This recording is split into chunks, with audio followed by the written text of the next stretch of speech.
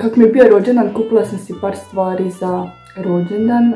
Do već želim nešto imati od ovih bendova koje volim slušati, kako domaćih, kako stranih.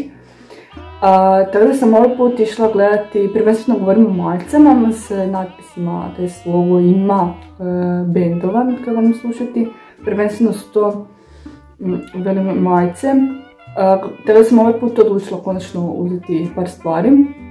Međutim, nije ih bilo, barem onih bendova koje možda najviše volim slušati, opet kad se tiče stranog, kad se tiče domaćeg, to je domaćeg i stranog, nebitno, ali uspjela sam nešto uloviti, tako da, da pokažem sve skupa, ne. Znači, prva majica je od Parnog Valjka. Parni Valjak volim već dugo slušati i Parni Valjak jako često slušam.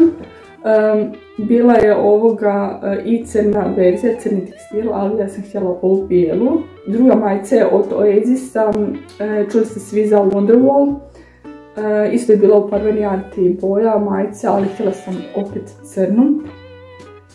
Da, to je jedan od stranih bendova koje zbilja često, pogotovo u posljednjem periodu volim slušati. Naime, baš sam neki dan gledala sve bendove koje sam slušala tijekom srednje škole, tijekom osnovne škole i sad. Većinom su bili nepopularni u 90-ima. To je Oasis, Radiohead, R.E.M., Red Hot Chili i slične spike. I treći ovaj artikl je zapravo knjiga od Ante Perkovića, to je autor, Dugi vikend u zemlji čudesa. Zapravo je to biografija o bendu Pips, Chips and Video Clips, zagrebački bend, hrvatski. Wow. Biografija je dakle o bendu, o njihovom nastanku, o tome, spominju se, prelistavala sam već normalno, odmah kako je knjiga stigla, spominju se mnogi ljudi unutra koji su na bilo koji način pridonijeli rad ove grupe. Tu ima čak i tekstova pjesama, ovak izgleda iznutra, super, ovak izgleda iznutra, ima slike i tak. Ovo budem s užitkom čitala. Prvenstveno je naš band i još ih tome volim slušati. Da, i dobila sam tu bookmark s mrletom iz Sleda 3. To mi je baš bilo fora. I ono kaj je zanimljivo zapravo za ovu knjigu je da općenito ovak na daljinu, ili ovak recimo, dosta daleko, izgleda kao DVD. Evo, mene podsjeća na DVD, uopće ne bih rekla da je to knjiga, baš je krasan cover. To je to.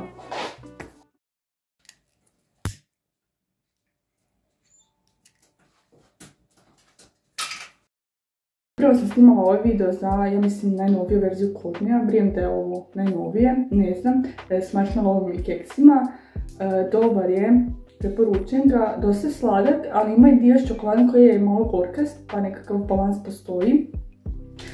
Tako da, već sam ga pojela, izgleda ovak, ima keksiće, ove male, ako možete vidjeti, i ove kuglice koje me podsjećaju, ove ovdje, koje me podsjećaju na one kuglice iz Nesquik, onih čokoladica. Gledala sam neke druge videe vezane uz ovu čokoladicu i rekli su da je dosta slatka, sam tamo ono.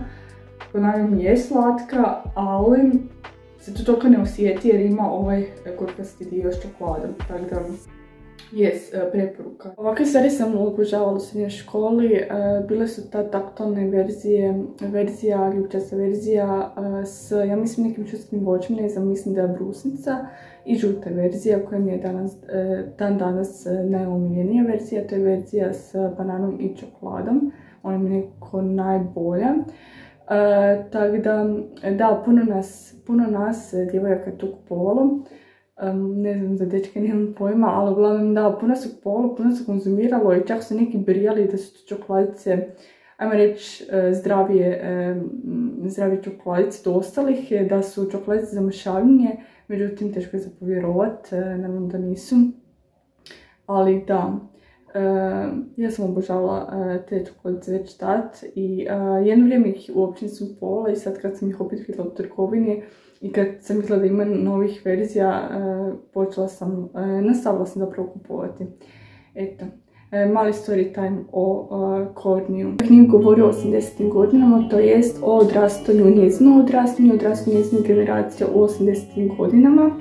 Pošto je ona Zagrepčanka i ona je zapravo odrasla u Zagrebu, većina radnje ove knjige je smještena u Zagreb, tako da se jako puno spominje Zagreb i razne lokacije i ulice zagrebačke.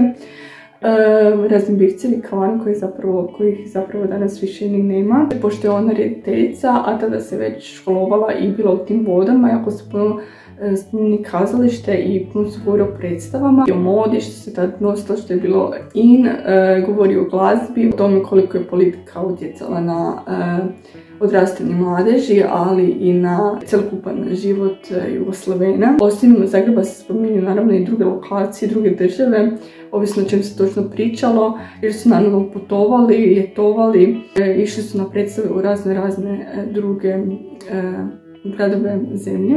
Jako puno ljudi koji se spominju u knjizi je zapravo ekipa koja je ili donedavno bila aktualna ili još uvijek je, to jest neki su nažalost preminuli.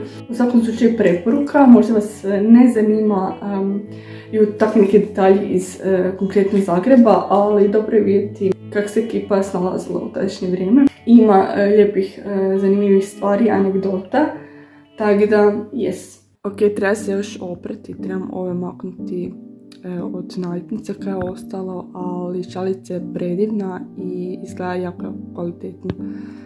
Baš je estetik. Krasna, ima ove točkice po sebi, nice je baš.